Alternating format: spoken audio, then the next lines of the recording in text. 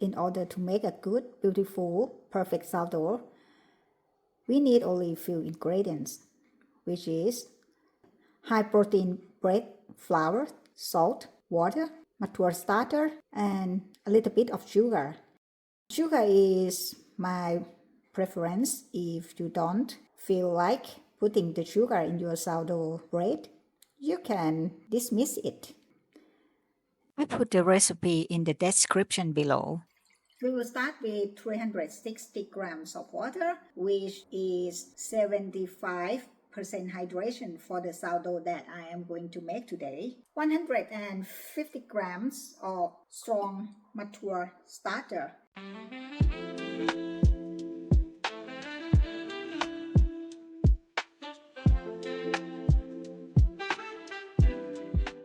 Then we will mix until the starter dissolves in the water. 20 grams of raw sugar. I know that most of the sourdough recipe does not require sugar, but this is just my preference and I believe that it improves the taste. Then I will put in 500 grams of flour, which consists of 470 grams of strong protein bread flour and 30 grams of whole wheat or rye flour. For the salt, we will set it aside and we will add the salt after we autolyze the flour and water together. This is the start of the bulk fermentation.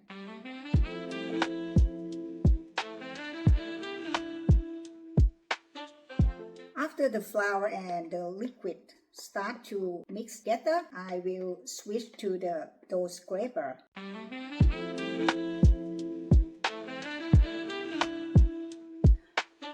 We will leave the dough for 30 minutes so that the flour can absorb the liquid.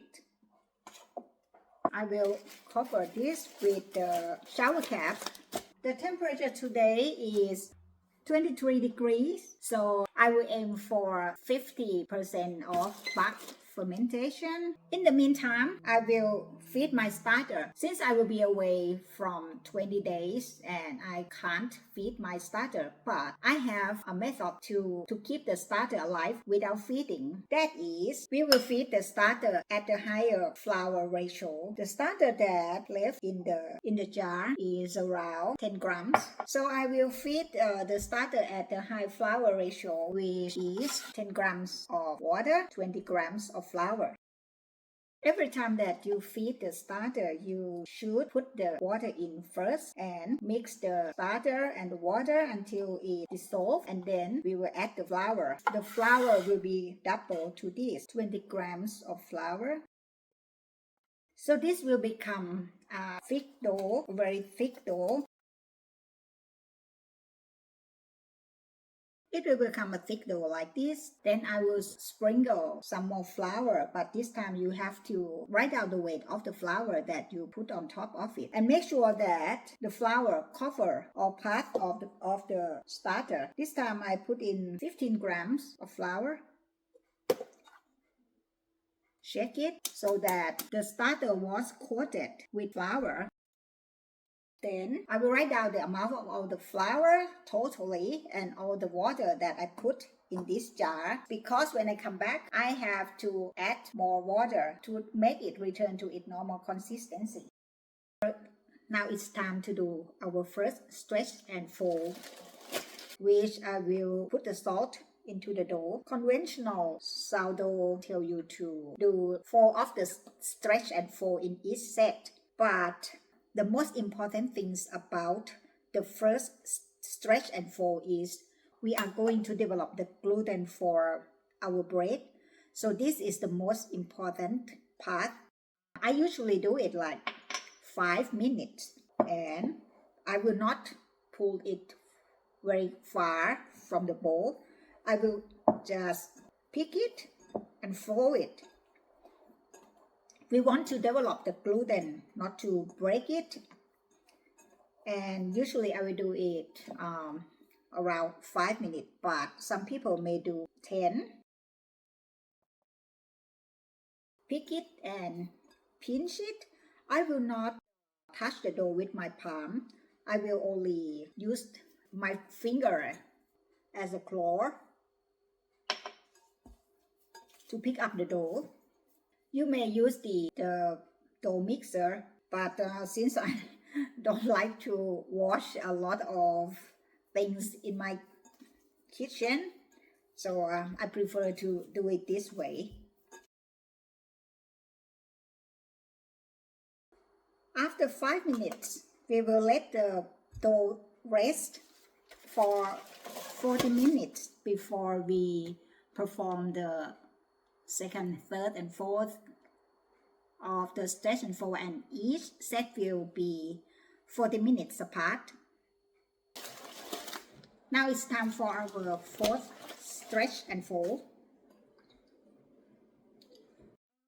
I can see that right now the dough has increased in volume and some bubbles start to form at the surface.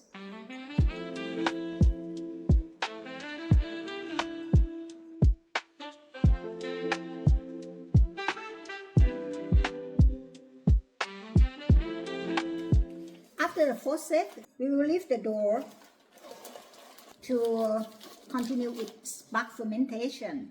Most of you, and including me myself, in my early stage of making the sourdough bread, the information from the internet or in the book that I read, it said that we should leave the bug fermentation until it doubles in volume. That may be practical if you live in a cold or very cold climate with a temperature inside your house around 12 to 15 to 16. But if you live somewhere warmer or in summer, just like now that it is summer in Melbourne and sometime, and someday the mercury rises up to 32 degrees or even 37 degrees outside, that means your house is warmer than in winter. And this warmer temperature also applies to the temperature of your dough. When you move your dough from the kitchen into the refrigerator, since the dough temperature is too warm, let's say 24 right now, it may take perhaps 4 or 5 hours until the temperature of the dough will be as the temperature of the refrigerator, which is 4 degrees Celsius. During these 4 or 5 hours, it means that the bug fermentation still continue for 4 or 5 hours.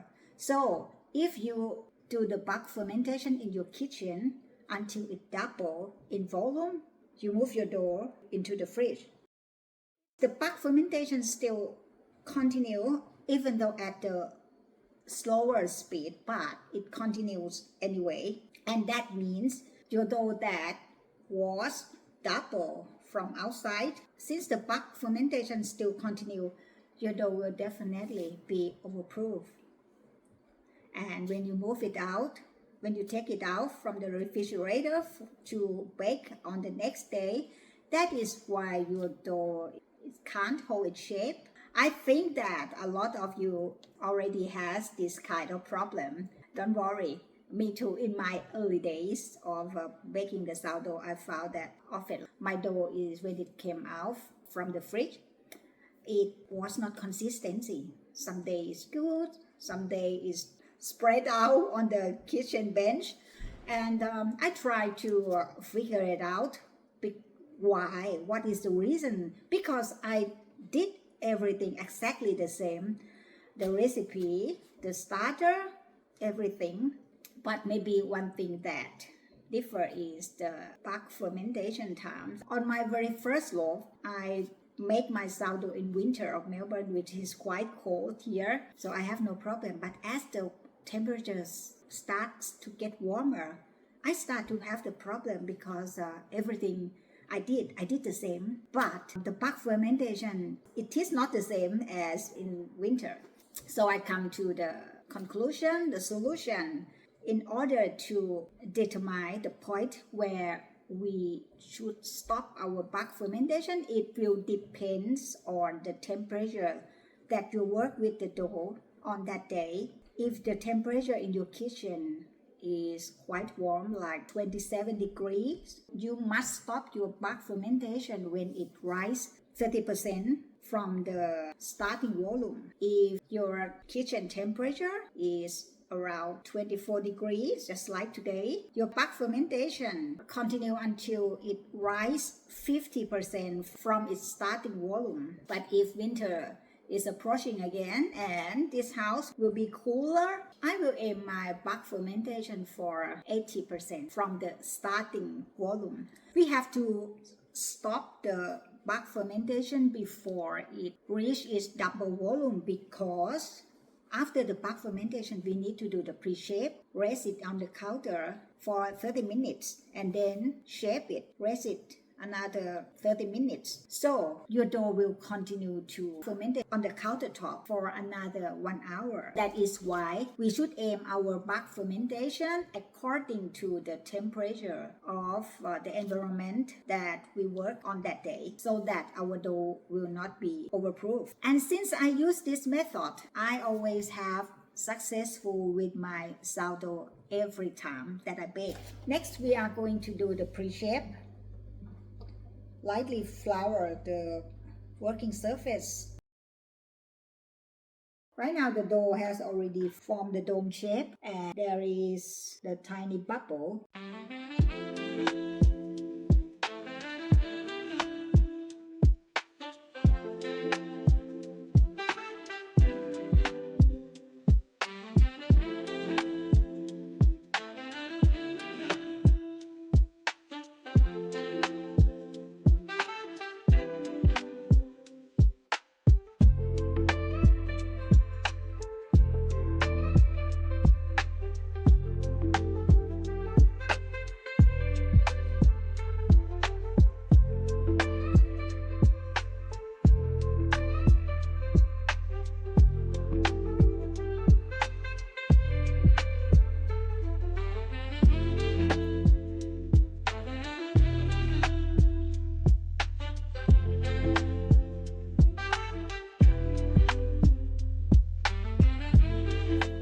Then we will cover the dough with a cloth. And on the warm day like this, I will leave it around 15 minutes before we continue with the shaping process. Now we are going to shape the dough and put it into the benetton.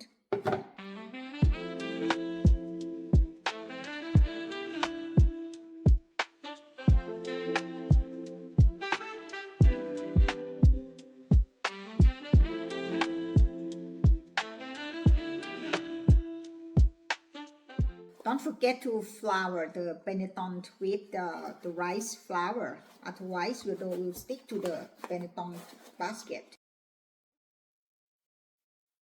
I will put this in the plastic bag and let it rest on the counter another 15 minutes. After that, I will put it into the fridge for 12 hours and come back again tomorrow to bake it. The dough has been in the fridge for 12 hours. Now it's ready to bake. First, you need to prepare the lame blade, a bottle of spray water, because we will spray the surface of the dough before we bring it into the oven in order to increase the moisture at the surface of the dough. The dough looks nice. Today I will show you how to create a beautiful pattern on the dough.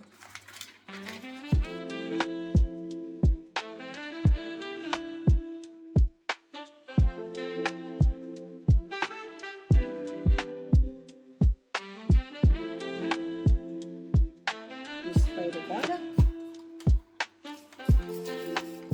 close the lid, put it back into the oven. I will bake the dough at 250 degrees for 25 minutes with the lid on, and after that I will take the lid off and continue baking for another 15 minutes at 230 degrees. The bread is ready to come out from the oven. Wow! It is the beautiful loaf. I am so proud of myself today. Okay. Look at this beautiful, lovely pattern that I made. The lovely little ear. For the pattern, you may need a few practice until you can get the beautiful, lovely pattern like this. Okay, the bread has finally cooled down. Let's take a look at the crumb inside. Look at the sound of the crust.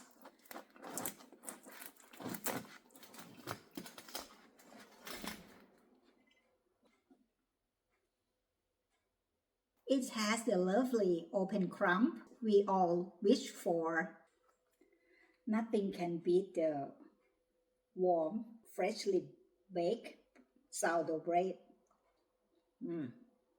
The crust is crispy. The inside texture is soft but chewy.